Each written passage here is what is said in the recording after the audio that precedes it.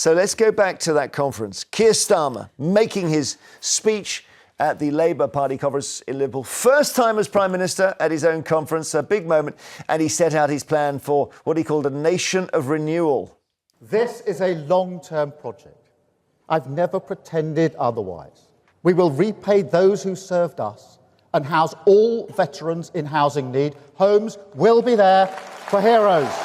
If we want justice to be served, some communities must live close to new prisons. I will never let a minority of violent, racist thugs terrorise our communities. More money in their pocket to do the things they love. More faith in their public services, because once again, Labour rebuilt them. An NHS facing the future. More security and dignity at work. Town centres thriving. Streets safe. Borders controlled at last. Clean energy harnessed for national renewal. New homes, new towns, new hospitals, roads and schools. A new future for our children. That is what people will get. And mark my words, we will deliver it. Yeah, I mean, there's a lot there. And it reminds me when Blair did a speech like that in the 90s, and a comedian said, that's the speech I always make down the pub when I've had 6 pints. You know, it's like, I'm going to sort the world out. We're going to sob all the stuff. And it was, everything was in there. I didn't believe it. I just think you're over-promising there. No? You think he was over-promising? When you say, we're going to have our high streets busy again. No, he can't control that. He can't control that, but surely someone has to at least try for the last 15 years. There was so much in that. Let's just have a look here, because key thing to say here, he's right at the start of this. OK, this is still a young government. He's still a relatively young guy, Keir Starmer, fresh-faced and all that. But you know what it's like in politics? It's hard, OK? And gradually, time takes its toll. Government ages you quickly, real quickly. And this is the moment for him to do stuff. It's really important he does it now. Blair always said he wished he'd done more earlier. So in terms of what, there we are, lovely pictures of him and his wife, Victoria, some nice images, key takeaways. This is the BBC, right? What do they say are the key takeaways? Number one, you may have to have a pylon near where you live because we need more green electricity. And you may even have to have a prison because we need more prisons. We're just getting started. He talks about the doctors going back to work. He of course, mentioned the winter fuel payments, which has been a real drag on Labour. We saw the clip of him saying homeless veterans having somewhere to live, and then he bizarrely said that he liked to play the flute. And I remember this slogan from the 80s, and it was 2 American politicians. It was Walter Mondale talking about Gary Hart. Gary Hart was a bit like JFK, it was quite glamorous. And Mondale, who was a bit duller, just said, where's the beef? In other words, what are you actually offering us here? Well, we didn't get beef, we got pork. But words. When I wrote down a couple of notes yesterday, and all I wrote was words. You know, teachers, police officers, knife crime solved, streets sorted, higher growth. You know, all of these things. High streets rejuvenated, like unicorns. Where were the unicorns? Because it was just constant flannel, platitudes, hot air, rather than actual policy. Couple of bits of policy. I thought that the Homes for Veterans thing was good. No details of how that would happen. If they do that, it's great that they're focusing on that. I agree. However, what was the biggest bugbear I had with it were those platitudes, and those words are entirely contradictory to what we know they're doing so far. So, for instance, wants to stabilise the economy. Consumer confidence has plummeted. It's at the worst it's been in ages because all they've done is talk about how grim the economy is. He talked about more money in your pocket so that you don't have to take a calculator to the supermarket. How can there be more money in people's pockets when, under Labour's own figures, working people, not huge corporations, are going to have the highest tax burden in history? That is not more money in people's pockets. Because it seems like the good stuff was thin. The bad stuff was real. That's essentially what Cristo's saying. I think there was quite a lot there. It was Home for Veterans. He also announced that GB Energy is going to be in Aberdeen. He also talked about new prisons, new pylons. And you know what? You may be looking down at infrastructure and thinking that sounds boring, but it is so incredibly important for our economy. You're talking about more money into people's pockets. The reason why the UK is in the economic situation we are in right now, where whole industries have completely been destroyed and they are all going away to the US and elsewhere, where there is energy security and there is cheaper energy, is because we have failed to have proper infrastructure. And the reason we have failed to have proper infrastructure is because local politicians were not able, and the governments from the last 14 years, they were not able to take the decisions to build and to have pylons and new prisons and things like that. Yeah. All right, so what we got here? We've got thumbs up and thumbs down. Let's just have a look at how this is going to work. I mean, yeah, this is quite a serious analytical process we're on here. If you thought Keir Starmer's speech was good, you give it a thumbs up. If you thought his speech was bad, you give it a thumb down. That's pretty simple. I think we can get our heads around that. You cannot give it something in, but you can't say it was half good and half bad. Peter in Wolverhampton. Well, yeah, actually, let me start with you. You thought it was good, Stella? I thought it was good. And I love the photo of older Keir Starmer, because I'm assuming you are suggesting, Jeremy, that Keir Starmer will be Prime Minister for a very, very long time, right? Well, that's what he's going to look like in a year's time if this carries on. Famous Party's not agreeing that he'll be Prime Minister for an awfully long time. You're thumbs down. Okay, Absolutely. so Boring. Peter in Wolverhampton, thumbs up, thumbs down? Thumb down the road, because I think he's horrible. Why do you think he's horrible? He seems like a nice guy, regardless of his politics. No, I think he's a dictator. All these pylons and prisons, I think he's turning Britain into a work camp. But the pylon thing was a way of saying, look, if we're going to have new ways of getting renewable energy, we're going to have some pylons, we're going to have to suck it up. If we want a new airport, we're going to have a runway. It might be around the back of your house. I think he was softening us up for some of that stuff. You didn't like it? No, I don't like all this building and pylons and prisons and cutting benefits as a way to get there. I think he's horrible. Well, hang on. Stella wants to answer. Peter, if pylons are good enough for the Greek coastlines and for the French countryside and the Italian Alps, what is the problem with pylons in British villages and on British roads? How else are you going to electrify the UK? Peter. Well, I don't think... You see, I don't want to see a whole building programme of prisons and pylons going up all over the country. I don't think that's the answer to our problems. I think by cutting benefits in the first instance to get there is just mad. I agree with you, we shouldn't cut benefits. But he did actually, again, like Rachel Reeves, he's not going back, he's not reversing on the winter fuel payment. Malcolm is in Kent. Malcolm, thumb up or thumb down? Oh, big thumbs up. OK, tell us why. This is what this country's needed for the last 15 years. We've got to catch up on absolute Tory stupidity. The bloke never stops working, Starmer. He's off in America now. He's put a lot in the speech, but there's a lot that needs doing. Yeah, so what was the key thing in the speech? Because I was sort of saying, where's the beef? But maybe you think there was some beef in it. Well, there was so much in it. But then again, he's got 15 years probably to do it. He's not going to come out at the next election. It'll probably be 2 elections after that before he starts worrying about majorities. Are you concerned we're going to have the highest taxes because he's building on what the Conservatives did? We will end up with the highest taxes since we came out of the Second World War. And that's dead right. And that's people like Liz Truss, Boris Johnson. They're the ones who messed the economy up. OK, Malcolm, thank you. After the break, we're taking more of your calls on your verdict. Thumbs up for Keir Starmer or thumbs down? There we go.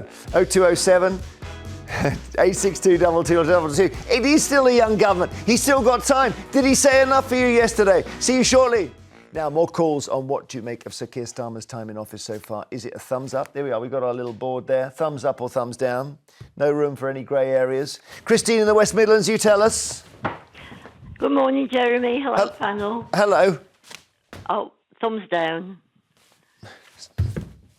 Oh, sorry, that one stuck to the... Thumbs down, Christine, why? Well, I did listen to the speech, but I lost the will to live within the first 5 minutes. Is that because his people saying his voice is very eternal like that? Is that because the way he speaks? Well, I mean, I've got a terrible accent. Well, I like my accent. I shouldn't say that, but I love you your know, accent. it does grate on a lot of people's nerves because it's a Brummie accent, West Midland accent. No, come on, don't knock it. The Brummie accent's wonderful. Adrian Charles, was it the word when he blurted out sausages? Did that alarm you? Well, that was the thing. I was bored until he mentioned sausages when my ears picked up. I mean, I perked up at that. I thought, what? Where are you going with sausages? I thought, free breakfast. Oh, you're so funny. Are you serious? What, so you were kind of drifting and then you suddenly heard sausages? Yeah, I was like dropping off to sleep until he mentioned sausages. And I thought, well, what's this about sausages? Until it wasn't funny because it was about hostages. Well, yeah, exactly. That's okay. So, in a funny sort of way, there's a thumbs up for sausages. But it's interesting that you were drifting until he mentioned them. I was. So, Christine, bless you. Thank you. Very, very good. Okay, Jean in Kent, thumbs up or thumbs down? Definite thumbs up. We're 50-50. This is strange. It's almost like someone's planned it this way. Okay, thumbs up. Why? I listened to the whole speech. I didn't fall asleep. I just feel he's a grown-up in the room. He's trying to be aspirational. I am a pensioner. I won't be getting the fuel allowance. I don't need it. And as unpopular as saying it, actually there's millions. Nick Hewer yesterday hit the nail all on the head. But the speech I found was aspirational. I didn't expect him to come out with this policy and that policy. And this business, I watched the whole speech. Yeah. The business about the sausage passed me by. And I feel it's ridiculous to be making such a big thing of that. We're not we're not. It was Christine. I just asked her whether she noticed because she said she was drifting off. I'm not suggesting the sausage was a policy or anything like that. But the question is. Earlier in the show, your big thing about it, and you're saying about the meat, and it really is annoying. It's annoying. I don't know. We've got to be allowed to have a bit of fun here, Jean. And Jean, it was at the most crucial point of the speech. And, I think this show and others did the same with Boris Johnson when he made gaffes. Politicians make gaffes and sometimes it's fun to analyse them. But your point about aspiration, how do you reconcile aspiration that you say is in his speech when perhaps not yourself, there are going to be pensioners who are worse off. There are going to be working people who are worse off. Entrepreneurs with capital gains tax, people who inherit stuff from an estate. All those people are going to be worse off under Labour. So how is that aspirational, Jean? Absolutely aspirational. For a start, we inherited tax. That's a big red area. People worry about it and it's not actually going to affect them at all. The number of entrepreneurs at the Labour conference was meant to be actually huge. There was so much support there from businesses and CBI. I've done a lot of research into looking back over pensions. I am a single 72-year-old. I'm on the old pension, and the changes the Conservatives made, if you were born the 4th of April, if you could retire on the 4th of April 2016, you're on the old pension.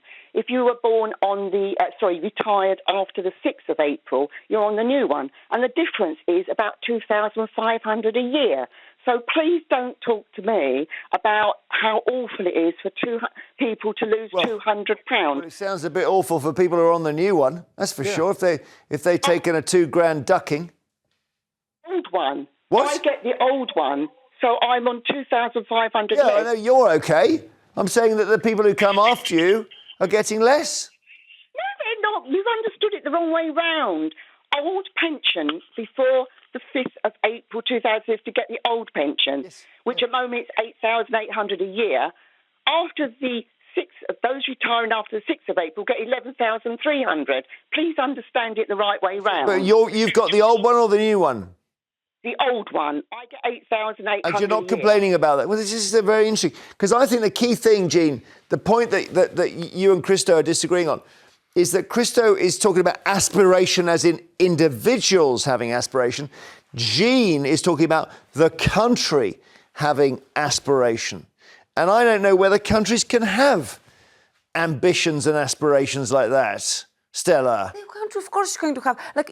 Jean is completely right. It was full of businesses and entrepreneurs at the Labour Party conference. It was a very, very energetic conference. And all of these people, what they really, really need to hear is that this government is going to be stable and that they have a plan. And when they say they're going to do something, they will do it, because this is how businesses are going to be able to also invest and make sure that whatever they're going to do is going to happen. But it's just our taxes are so damn high, aren't they? Lisa in County Durham, hello. Thumbs up, thumbs down, Lisa. Thumbs down. OK, tell us why. Jean was very... I tell you what, Jean, if you're still watching, that was a brilliant call. You're really clued up. Jean was very positive, Lisa. I don't have anything positive to say at this point. I mean, for me, I feel like he's gone back on his manifesto. Tax rises. My husband works, 60, 70 hours a week. We're just about keeping our head above the water. I'm a full-time carer for a disabled child. I just feel like how much more suffering are people going to have to take? Well, what do you want him to change, Lisa? More support for carers, more funding for the NHS, Yeah, I mean, I guess they're out of money. It's the problem, isn't it? They've got, in the end, whoever's running the country has only got so much money. But you don't tax into prosperity. You don't tax into ambition.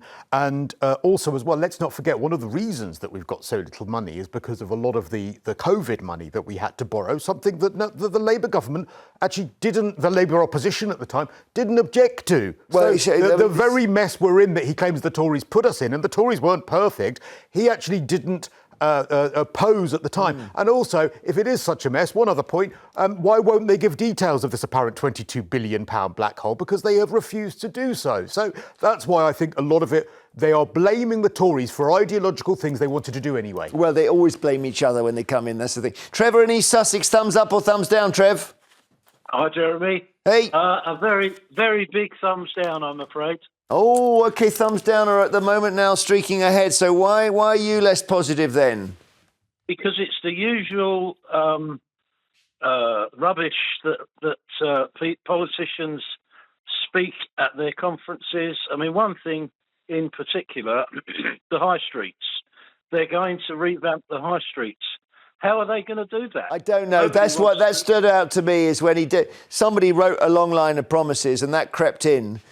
On its own, that's an impossible job. If that was the whole government was just trying to revamp the high streets, what are they talking about there still? I don't understand. They're going to abolish Amazon or what? No, they're not going to do that. But one of the reasons why it's so important that he's been talking about infrastructure is that the reason why the high streets outside of London have been so neglected is because there is no economic activity, no good jobs outside of London. So once you fix that, then you're going to revive the high streets. People aren't going to go shopping. Back. They just don't go shopping like that anymore. How can you revive the high street? Well, simultaneously, many Labour councils across the UK have presided over high streets that have gone down the toilet. And also they're saying that you should have more option to work from home. Well, people who work from home don't go to the high street. Thank you for all your calls on this. Later we'll be asking you...